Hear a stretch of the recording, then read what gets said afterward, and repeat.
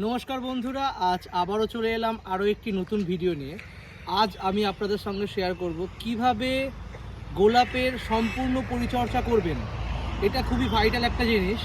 আমরা যখন নার্সারি থেকে কোনো গাছ, গোলাপ গাছ কিনে নিয়ে যাই, তখন গাছগুলির ফুল বলুন বা যে কোনো গাছের গ্লেজ বলুন খুব সুন্দর থাকে, কিন্তু কিছুদিন পরে ফুলগুলো যখন নষ্ট হয়ে যায়, তারপর গাছটা আর কুড়িও আসে না, ঠিকঠাক পরিচর্যা আমরা করতে পারি না।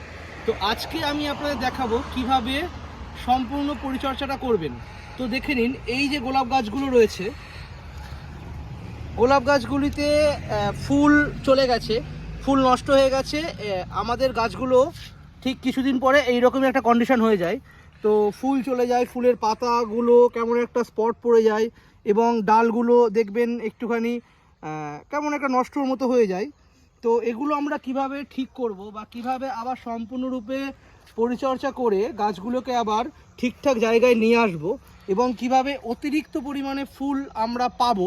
তো 12 মাস ধরেই আমরা গোলাপে কিন্তু ফুল পাই, তো সেটা আমরা কিভাবে পাবো, তো সেটা নিয়েই আমার আজকে ভিডিও। তো দেখে নিন বন্ধুরা, নার্সারি থেকে গোলাপ গাছগুলি নিয়ে যাওয়ার পরে বা প্রথম অবস্থায় কয়েক মাস ফুল পাওয়ার পরে আমাদের গোলাপ গাছগুলিতে যে যে প্রবলেমগুলো হয়, তো দেখে নিন।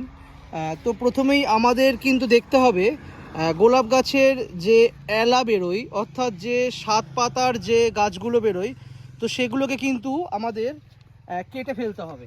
তো সেগুলোকে আমাদের কাটার দিয়ে বা যে কোনো কাঁচি দিয়ে আপনারা কিন্তু কেটে ফেলতে হবে, এটা দেখে রাখবেন। না হলে এই গাছগুলি কিন্তু আমাদের মেন গাছটিকে নষ্ট করে দেয়। তো দেখুন, আমারও এখানে দুটো গাছ বেরিয়েছে, তো সেই দুটোকে আমরা কেটে দিচ্ছি।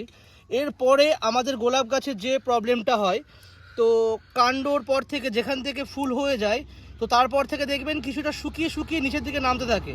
তো এটা কিন্তু গোলাপ গাছের একটা রোগ। তো এই রোগটাকে ঠিক করতে গেলে আপনাকে কিন্তু এই অংশটা থেকে দেখুন, তো কেটে দিতে হবে কাঁচি দিয়ে বা কাটার দিয়ে।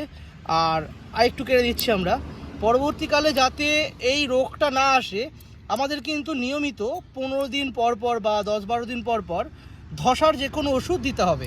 যেমন সেটা স্যাপও হতে পারে বা অ্যামিস্টার টপ, যে কোনো কিছু হতে পারে।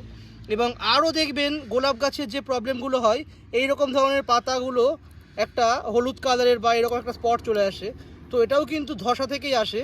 তো আপনাদের এই ধসার ওষুধ যদি আপনারা 10 দিন বা 15 দিন পর পর দিয়ে যান গোলাপ গাছে, তাহলে কিন্তু সেই প্রবলেমগুলো আর তৈরি হবে না। আপনার গাছ কিন্তু হেলদি হয়ে যাবে এবং গাছগুলো থেকে আপনারা কিন্তু তাহলেই একমাত্র অনেক পরিমাণে ফুল পাবেন। আর গোলাপ গাছে যে সমস্যাগুলি হয়, একবার ফুল হওয়ার পরে দেখবেন পরের কুড়িগুলি অনেকটা ছোট ছোট হয়ে যায়, ঠিক এই রকম ধরনের।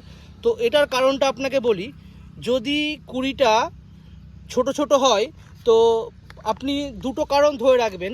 এক, পর্যাপ্ত পরিমাণে খাবার পাচ্ছে না। আর 2 নম্বর কারণ হচ্ছে, যদি অতিরিক্ত একটা গাছ থেকে দেখা গেল 4টে 5টা বা 6টা যদি কুড়ি আসে, তো তখন কিছু কিছু ফুল বা কিছু কিছু কুড়িগুলো সেটা ছোট ছোটই হয়। তো যদি আমরা এরকম দেখি একটি মাত্র কুড়ি হয়েছে, তো আমাদের বুঝতে হবে গাছটিতে পরিমাণ মতো খাবার কিন্তু সে পাচ্ছে না। তো আমাদের কি করতে হবে, তো যদি আপনাদের গাছটি কোনো পটে থাকে বা বড় পাত্রে থাকে, এমনও হতে পারে যে নিয়ে যাওয়ার পরে এরকম প্যাকেটেই আছে, তো যেখানেই থাকুক আপনাদের কি করতে হবে, গাছের গোড়াটাকে একটুখানি ভালো করে এইভাবে খুশে দিতে হবে, যাতে শেকড়ে কোনো আঘাত না লাগে। হালকা করে আপনারা একটুখানি খুশে দেবেন। খুশে দেওয়ার 2 থেকে 3 দিন আপনারা একদমই জল দেবেন না, কেননা ওকে 2-3টে দিন জল শর্ট খাইয়ে তখন কিন্তু গাছের গোড়াতে খাবার দিতে হবে। তো খাবার দেওয়ার পরে আপনি কিন্তু জল দেবেন 2 থেকে 3 দিন পর।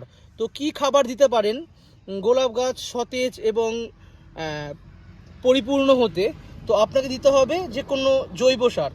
রাসায়নিক সার ইউজ করতে বলবো না, কেননা রাসায়নিক সার থেকে আরও অনেক রকমের সমস্যা আসতে পারে।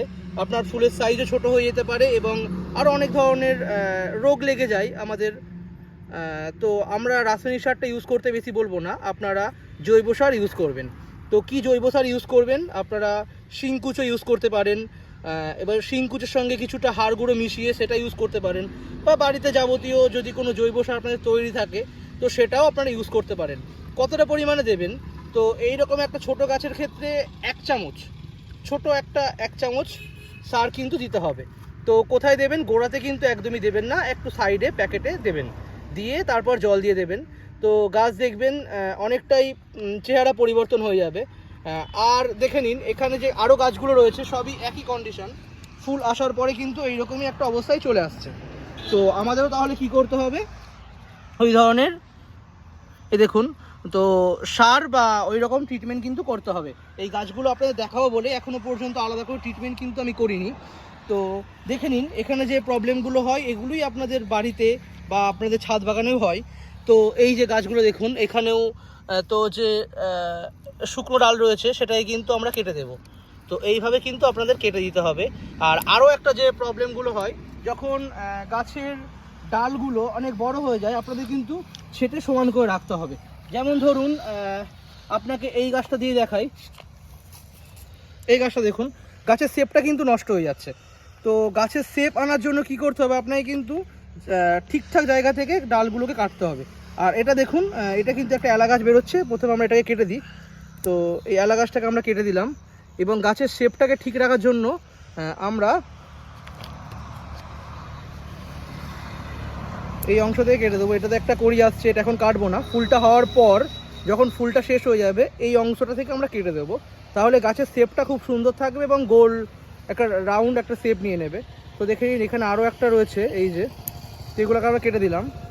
তো যখনই ফুলগুলো শেষ হয়ে যাবে তখন আমরা মোটামুটি একটা শেপ রেখে গাছটাকে কিন্তু কেটে ফেলবো, ডালগুলো কেটে দেবো, তাহলে আবার সুন্দর করে কষ নিয়ে নেবে এবং গাছটা আবার কুড়িতে ভর্তি হয়ে যাবে। তো এইভাবে আপনারা কিন্তু গোলাপের ট্রিটমেন্ট করবেন, তাহলে দেখবেন প্রচুর পরিমাণে ফুল পাবেন। গোলাপের যে প্রবলেমগুলো মেন হয়, পাতায় কালো স্পট চলে আসে, তো সেটা নিয়েও ঘাবড়ানোর কিছু নেই। আপনারা চাইলে সেটাকে বাড়িতেই ঠিক করতে পারবেন। যে কোনো ধসার ওষুধ আপনারা দোকান থেকে কিনে আনবেন এবং 10 দিন বা 12 দিন পর পর সেটাকে স্প্রে করবেন। কতটা পরিমাণে দিতে হবে সেটা দোকানদারই আপনাদের বলে দেবে।